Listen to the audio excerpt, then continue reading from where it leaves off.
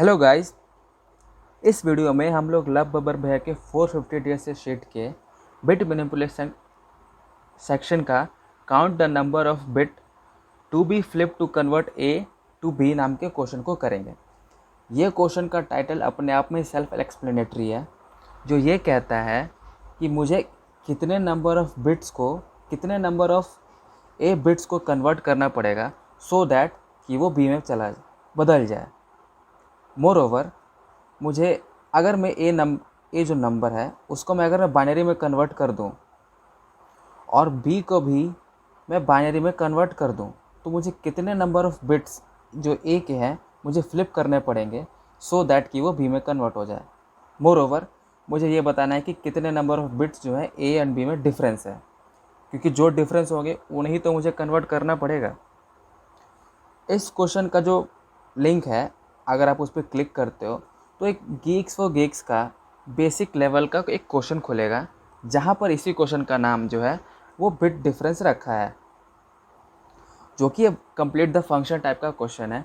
तो इसके अंदर दो number input as an input argument होएगा और रिटर्न टाइप इसका इंट होगा, जो काउंट जो है रिटर्न करना है कि कितने नंबर ऑफ बिट्स जो है कन्वर्ट करने पड़ेंगे ए के सो दैट कि वो बी बन जाए।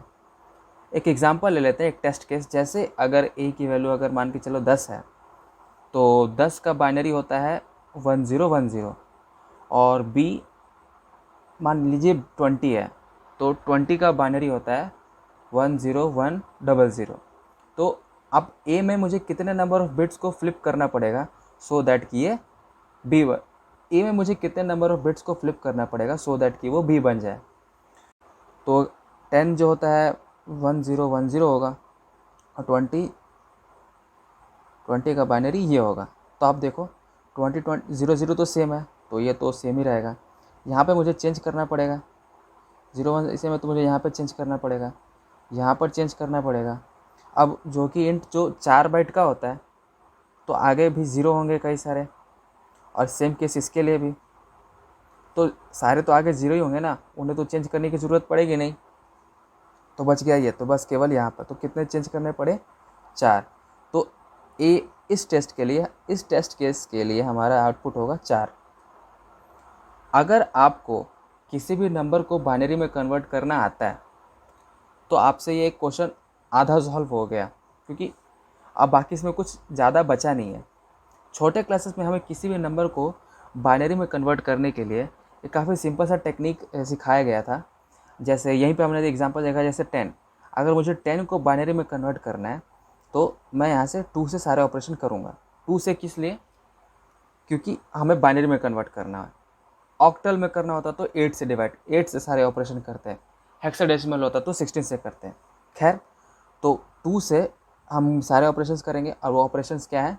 तो 2 के टेबल में सबसे क्लोज नंबर 10 के कौन सा है? वो 10 खुद। और वो कितनी बारी में आता है? 5 बारी में। तो हम यहाँ पे 5 लिखेंगे और इससे सब्सट्रैक्ट कर देंगे, तो यहाँ पे 0 हो जाएगा। फिर सिमिलरली 2 से वापस सेम चीज़ रिपीट करेंगे, तो 2 के टेबल में 5 के करीब कौन सा नंबर है? 4। और कितनी बारी में आता है? 2 बारी में। और 4 को इससे घटाएंगे तो 1। सिमिलरली 2 को यहाँ से, तो 2 को टेबल में सबसे कौन सा नंबर है जो 2 के करीब आता है? तो 2 खुद ही है। और वो कितनी बारी में आता है? 1। सब्ट्रैक्ट करेंगे 0। अब 1 आता है या 0 आता है, हम वहाँ पे स्टॉप कर जाते हैं और उल्टा करके सारे वैल्यूज़ को लिख देते हैं, तो वैल्यूज़ कन्वर्ट हो जाएगी 1010, जो हमने अभी यहाँ पे देखा भी। ये तरीका तो हमें छोटे में सिखाया गया था, पर हम एक छोटा सा बेसिक ट्रिक यूज़ करते हैं अब किसी भी नंबर को बाइनरी में कन्वर्ट करने के लिए। जैसे 10 था, तो 10 एक ऑड इवन नंबर है, तो इवन होगा तो हम 0 लिखेंगे। फिर इसका हाफ़ करेंगे तो 5 होएगा। 5 जो है एक ऑड नंबर है, तो ऑड होगा तो हम 1 लिखेंगे। फिर से हाफ़ करेंगे तो 2.5 आएगा, पर हम फ्लोर वैल्यू को कंसिडर कर रहे हैं, तो 2 जो है हमारा एक इवन नंबर है, तो हम फिर से 0 लिखेंगे। फिर से हाफ़ करेंगे, 1 आएंगे। 1 आया तो स्टॉप कर जाएंगे, 0 आया तो भी स्टॉप कर जाएंगे, और फिर उल्टा करके वैल्यूज़ को लिख देंगे, तो यानी 1010। तो हम इसी टेक्निक का यूज़ करके किसी भी नंबर को बाइनरी में कन्वर्ट करते हैं। और अगर आप इस छोटे से ट्रिक को देखोगे तो आपको यही पता चलेगा इसका पेरेंट यही वाला टेक्निक है, क्योंकि यहाँ पे वैल्यूज़ जो बच रही थी हम उसे लिख रहे थे, और इस केस में हम डायरेक्टली वैल्यूज़ को लिख रहे हैं विदाउट इसके अंदर के कंटेंट को मैटर किए हुए। खैर यही वाला कंटेंट तो यहाँ पे ये डिटरमाइन करता है कि यहाँ पे ज़रूर आएगा कि 1 डिपेंडिंग अपॉन ये वो ऑड है या इवन। ये चीज़ें हमने लास्ट वीडियो में देखी थी, लास्ट वीडियो में भी देखी थी। तो अगर आपने वो वीडियो अब तक नहीं देखा है तो आप उसे ज़रूर चेकआउट करना। तो अगर आपको ये लिखना आता है, मतलब किसी भी डेसिमल नंबर को बाइनरी में कन्वर्ट करना आता है, तो आपने ये क्वेश्चन आधा सॉल्व कर लिया। मैं इसमें थोड़े बहुत और चेंजेस करूँगा और मैं ये क्वेश्चन को सॉल्व कर दूँगा। जैसे हमने अभी एक एग्ज़ाम्पल देखा, और मैं ऐसा क्यों बोल रहा हूँ, क्योंकि जैसा अभी आपने एक एग्ज़ाम्पल देखा कि 10 है और 20 है, हम दोनों ही नंबर को बारी बारी से ये चेक करेंगे, मतलब बाइनरी जो भी हमारा डेसिमल नंबर है उसे हम बाइनरी में कन्वर्ट करते जाएंगे, और मैं ये चेक करूँगा कि क्या वो ऑड आ रहे हैं या इवन आ रहे हैं। उसके अकॉर्डिंगली अगर वैल्यू 0 या 1 होती है तो मैं वहाँ पर एक चेक केस लगा दूँगा कि क्या वो 0 है, यहाँ पे 1 है। अगर दोनों अपोजिट होते हैं तो मैं प्लस प्लस कर दूँगा, और सेम रहते हैं तो कुछ नहीं करूँगा, सिंपली मैं उनको आधा करता चला जाऊँगा। आई होप आप समझ रहे होंगे। मैं ये कहना चाहता हूँ कि जैसे हमने अभी 10 देखा और यहाँ पर 20 देखा, तो 10 एक इवन नंबर है, 20 भी एक इवन नंबर है, तो मैं यहाँ पे 0 लिखूँगा, यहाँ भी 0 लिखूँगा। मैं दोनों को हाफ़ कर दूँगा, तो 10 का हाफ 5 और इसका हाफ 10, तो 5 एक ऑड नंबर है तो 1, 10 एक इवन नंबर है तो यहाँ पर 0। ये दोनों वैल्यूज़ अलग हो गई तो +1। इसका हाफ़ करें तो 2, इसका हाफ़ करेंगे तो 5। हम फ्लोर वैल्यू को कंसिडर कर रहे हैं केवल, तो यहाँ पे 0 हो जाएगा, यहाँ पर 1 हो जाएगा, तो यहाँ पे फिर से +1। इसका हाफ़ करेंगे 1, इसका हाफ़ करेंगे 2, तो यहाँ पे ये एक ऑड नंबर है तो 1, यहाँ भी एक इवन नंबर है तो 0, तो ये तीनों अलग अलग नंबर है तो +1। फिर से आप इसका हाफ़ करोगे तो 0, फिर से एक हाफ़ करोगे तो 1। यह 0 एक इवन नंबर है, 0 एक इवन नंबर ही होता है। वो इवन होने के लिए जो जो प्रॉपर्टी होती है वो सारे ज़ीरोज़ जो है फुलफ़िल कर देता है। तो ये 0 हो जाएगा, ये 1 अपोजिट है +1, फिर ये 0 तो 0 ही रहेगा, 1 का 0 ही रहेगा। अब जैसे 0 0 आया आप लूप से बाहर आ जाओगे, और आपने कितने वैल्यूज़ करी +1 4, तो इसका आउटपुट था 4, और हमने यहाँ भी यही चीज़ देखा था,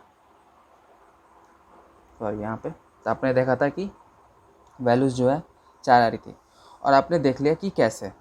तो इसी चीज़ का मैं यूज़ करते हुए, जो हमने अभी बेसिक टेक्निक जिस टेक्निक से हम किसी भी डेसिमल नंबर को बाइनरी में कन्वर्ट करते थे, ठीक उसी मेथड से मैंने ये क्वेश्चन का सॉल्यूशन निकाल दिया कि कितने नंबर ऑफ़ बिट्स को मैं फ्लिप करूँगा, कौन से नंबर ऑफ बिट्स को फ्लिप करूँगा सो दैट कि वो बी में कन्वर्ट हो जाए। तो इसी क्वेश्चन को, इसी तरीके को मैं अब कोड में कन्वर्ट कर दूँगा। तो ये रहा वो फंक्शन जिसे हमने कंप्लीट करना था। इस क्वेश्चन का रिटर्न टाइप इंट है, फंक्शन का नाम काउंट बिट फ्लिप है, और इसमें 2 वैल्यूज़ आ रही हैं इंट टाइप की A एंड B। तो मैं शुरुआत में एक काउंटर बनाऊंगा जो 0 से इनिशियलाइज होगा इनिशियली, और मैं एक वाइल लूप लगाऊंगा जो तब तक चलेगा जब तक A एंड B दोनों में ही 0 ना आ जाए। अब बीच में जो कि और है, तो एक भी कंडीशन ट्रू होगी तो ये ओवरऑल अपने आप को ट्रू ही बनेगा। तो अगर A की वैल्यू 0 नहीं है और B की वैल्यू भी 0 नहीं है और बीच में है, तो अब तब तक ये वाइल लूप चलता जाएगा। तो मैंने जैसा आपने अभी एक्सप्लेनेशन में देखा कि अगर दोनों ही अलग अलग हैं, मतलब अगर दोनों की वैल्यूज़ अलग अलग हैं तो आप काउंट को प्लस प्लस करो, क्योंकि वहीं पर आपको फ्लिप करने की ज़रूरत है। सेम है तो कुछ तो करनी है ही नहीं, और अगर अलग है तभी आपको फ्लिप करना है। तो अगर वैल्यूज़ डिफरेंट होंगी तो आप काउंट प्लस प्लस करो, और हर बारी वैल्यूज़ A एंड B को हाफ़ करते जाओ, और जैसे ही दोनों में 0 हो जाएगा तो आप लूप से बाहर हो जाओगे, और जितने भी काउंट के प्लस होंगे आप उसे रिटर्न कर दोगे। अभी तक इस कोड में मैंने कोई भी बिटवाइज ऑपरेटर्स का यूज़ नहीं किया है। ये तो फर्स्ट ही सोल्यूशन था, जो तो सेकंड सोल्यूशन है, मैं इसी कोड को बिटवाइज ऑपरेटर्स में कन्वर्ट कर दूंगा। तो सबसे पहली जगह जहाँ पर मुझे बिटवाइज ऑपरेटर का जहाँ पे यूज़ करना वाजिब लगता है वो है ये इफ़ कंडीशन। मुझे यहाँ पे ये चेक करना होता है कि वो वैल्यूज़ ऑड इवन या इवन ऑड मतलब अपोजिट है कि नहीं। तो उसके लिए मैं यूज़ करूँगा बिटवाइज एंड का।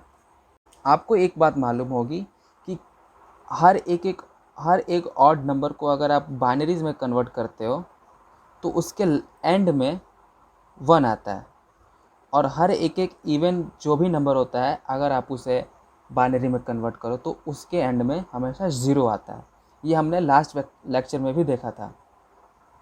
तो अगर मैं किसी भी नंबर को बिट वाइज एंड करता हूँ 1 के साथ, तो अगर ओवरऑल वैल्यू 0 होगी यानी वो इवन नंबर है, और अगर बिट वाइज 1 करने पे वैल्यूज़ अगर 1 आती है यानी कि वो ऑड नंबर है।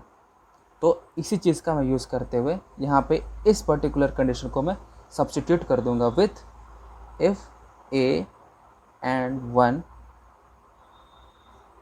Not equal to A B and 1 अगर बराबर नहीं है तो मैं काउंट को प्लस प्लस कर दूंगा।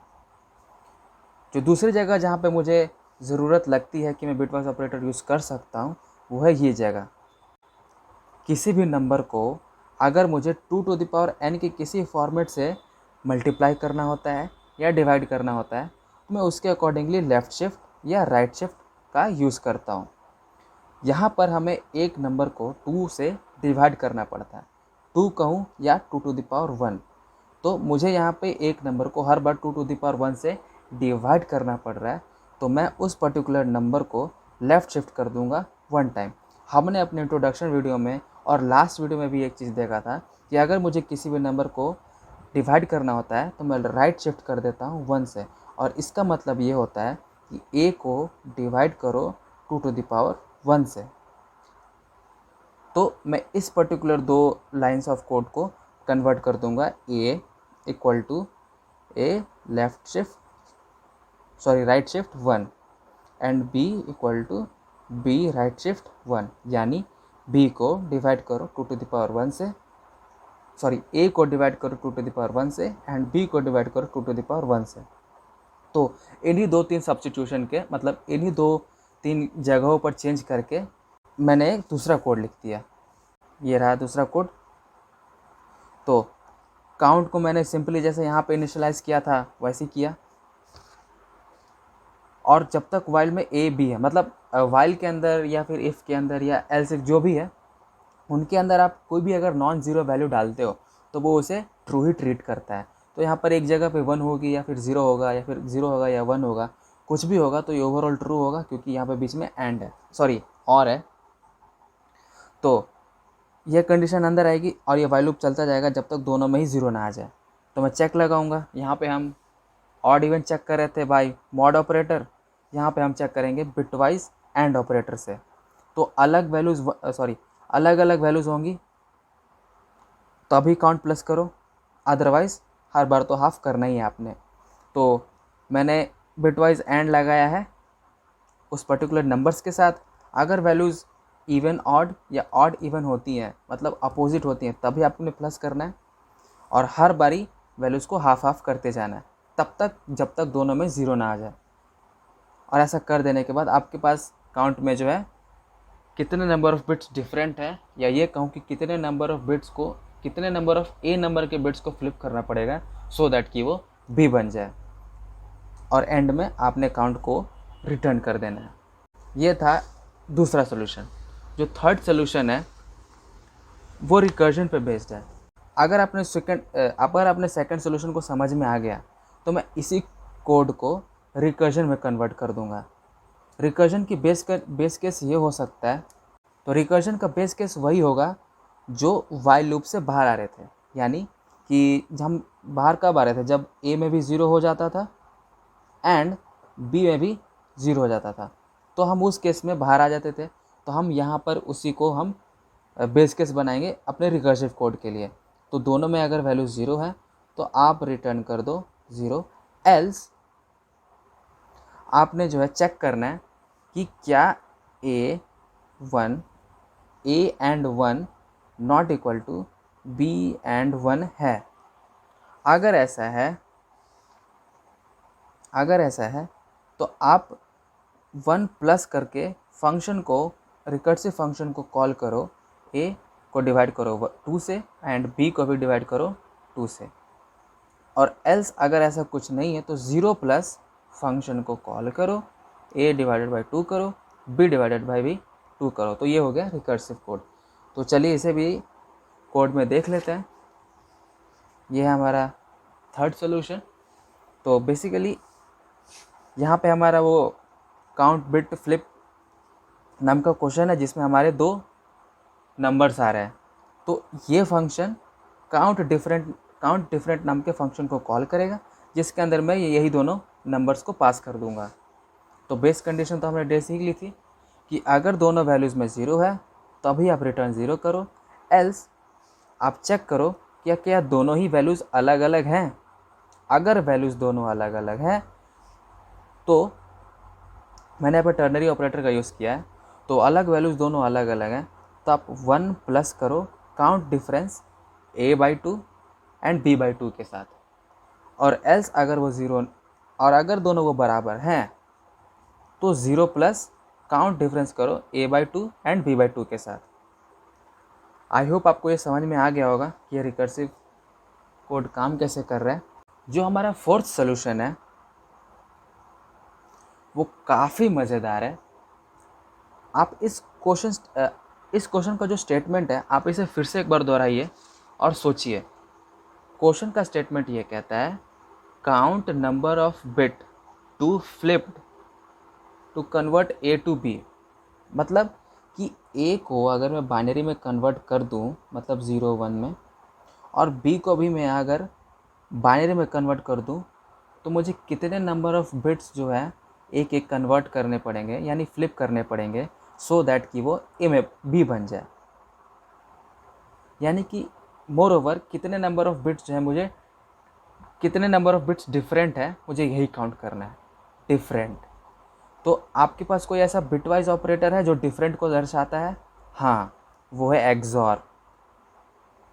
अगर आपको दिमाग में सोल्यूशन क्लिक हो चुका है कि ये क्वेश्चन को एक्सॉर से भी बनाया जा सकता है, तो मैं आपको ज़रूर रेकमेंड करूँगा कि आप पहले सॉल्व करो और फिर इस वीडियो को प्ले करो।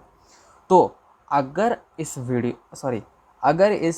क्वेश्चन में, मतलब अगर इन दोनों वैल्यूज़ को एक्सॉर कर दें हम, तो सोचो हमारे पास एक ऐसा वैल्यूज़ आएगा, मतलब हमारे पास एक ऐसा बाइनरी नंबर होएगा जहाँ पे 1 0 1 0 होंगे, जहाँ पे वैल्यूज़ 0 होगी मतलब वहाँ पे वैल्यूज़ सेम थे, और जहाँ पे हमारे पास बाइनरी में वैल्यू में 1 है मतलब वहाँ पे वैल्यूज़ डिफरेंट थी, और हमें डिफरेंट ही तो काउंट करना है।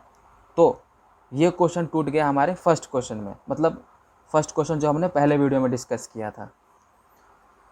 तो अगर मैं इन दोनों नंबर का एक्सॉर कर दूं तो मेरे पास एक बाइनरी में कुछ नंबर आएगा 1 0 1 0 कुछ भी। तो जहाँ पे 0 होगा मतलब वो दोनों जगहों पर सेम वैल्यूज़ थी, 1 1 होगा या 0 0 होगा, और जहाँ पर मेरी वैल्यू 1 है मतलब वहाँ पे 1 0 या 0 1 होगा, मतलब मुझे वहाँ पे फ्लिप करने की ज़रूरत है। That's it. इस क्वेश्चन को, मतलब इस सॉल्यूशन में मैं दोनों का एक्सॉर करूँगा, और फर्स्ट क्वेश्चन मतलब जो हमने पिछले वीडियो में हमने डिस्कस किया था कि count the number of set bit, उस क्वेश्चन का जो फंक्शन है मैं उसको कॉल कर दूंगा। तो सब चलिए देखते हैं इसका सॉल्यूशन कैसा है। ये रहा वो सॉल्यूशन। तो काउंट बिट फ्लिप में 2 नंबर आ रहे थे ए एंड बी, मैं इन दोनों ही नंबर को एक्सॉर करके काउंट सेट बिट नाम के फंक्शन को कॉल कर दूंगा। एक्सॉर करने से कहीं पे 0 होगा, कहीं पे 1 वैल्यूज़ बन जाएंगे। जहाँ पे वैल्यूज़ 1 होंगी यानी वहाँ पे वैल्यूज़ डिफरेंट थी, और अगर वैल्यू 0 होंगी मतलब वहाँ पे वैल्यू सेम थी। तो जहाँ पे वैल्यू 1 होगी मुझे वही तो काउंट करना है। तो यहाँ पर मेरे पास एक n वैल्यू होगी और मुझे इसी n की वैल्यू में काउंट करने की कितने नंबर ऑफ वंस हैं। तो मैं शुरुआत में काउंटर 0 कर दूँगा। लास्ट वीडियो में मैंने इसका डिटेल एक्सप्लेनेशन किया है कि कैसे हमने 0 काउंट करना है। मैंने बाइनरी में काउंटिंग भी करी है, तो इसलिए मैं बार बार आपको ये रिकमेंड कर रहा हूँ कि मेरे लास्ट वीडियो को आप ज़रूर देखें, क्योंकि इस प्लेलिस्ट में एकदम सीरीज़ में मैं सारे क्वेश्चंस को एक्सप्लेन करूँगा, जिससे आपको काफ़ी अच्छा बेसिक नॉलेज हो जाएगा कि बिटवाइज ऑपरेटर काम कैसे करता है। तो खैर हम अपना डिस्कशन आगे बढ़ाते हैं। तो मैं शुरुआत में काउंटर बनाऊँगा जिसको 0 से इनिशियलाइज किया है, और एक वाइल लूप लगाया है जो ग्रेटर देन 0 तक चलता है। और मैं एक प्रॉपर्टी का यूज़ करूँगा जो ये कहता है कि अगर आपने दो लगातार नंबर का एंड किया है, बिटवाइज एंड किया है, तो ये लूप उतनी बार ही चलेगा जितने इस पर्टिकुलर एन में वंस थे। और ये कैसे हुआ, इसका जवाब आपको मेरे पिछले वीडियो में मिलेगा।